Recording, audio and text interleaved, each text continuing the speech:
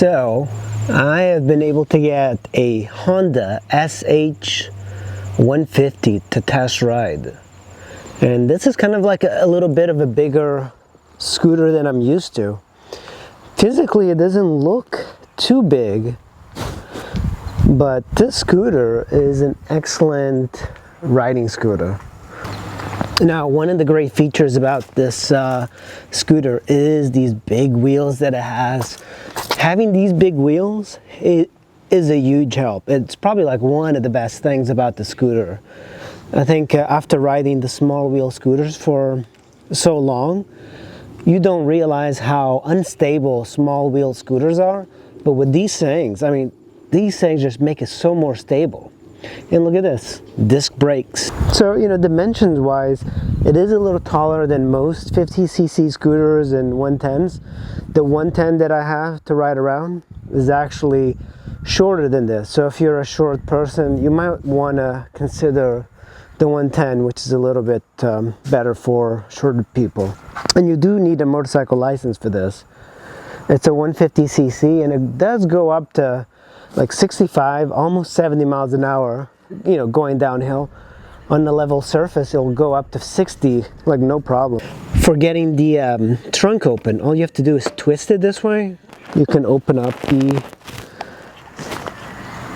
the seat, and you can see it's actually not a very good space for carrying stuff.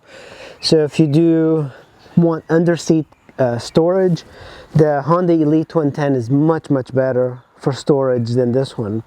And look at this. This is something I really prefer.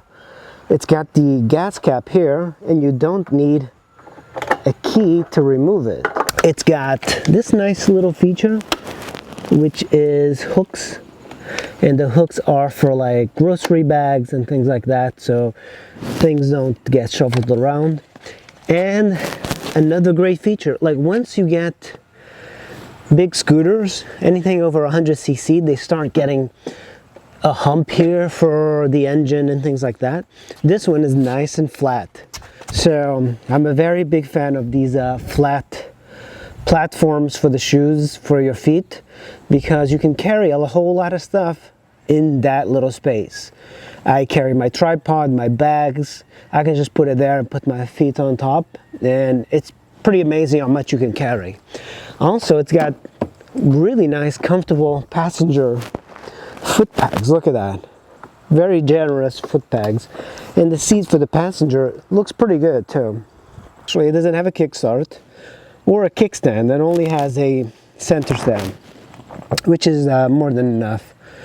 So you have your sight glass there, or your dipstick there. Pretty simple, and I like that there's not too much plastic in the scooter. This is actually kind of exposed, which is nice. So if you ever need to work on the bike, you know, you got a lot of stuff here that's easy to reach. I'm not a fan of like a lot of plastic in scooters, but you know, scooters do have tons of plastic.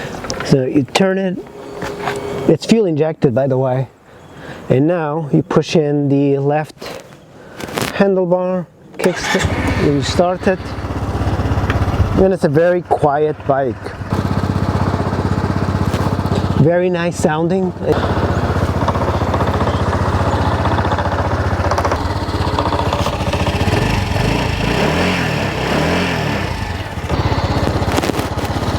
Let's see how the horn sounds.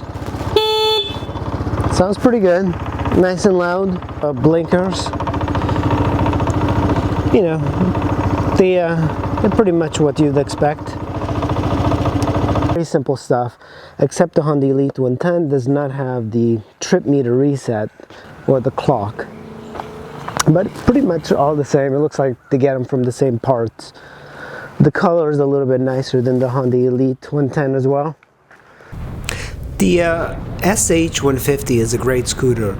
It definitely has a whole lot more power than a Honda Elite 110.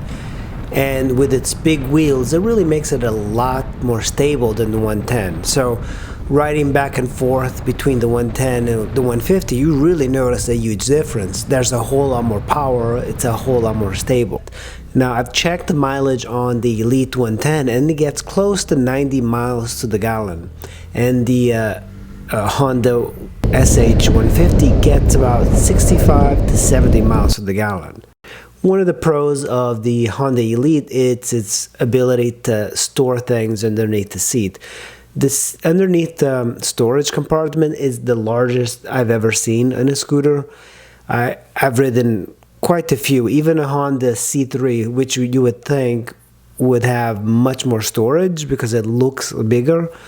Now, the storage of the SH150i, it barely has anything. You can't fit anything in there. You can put like maybe some books, maybe your wallet, but that's about it. The seating height of the Honda Elite 110 is 29.1 and the SH150 is 30.9, so about 31 inches on the 150.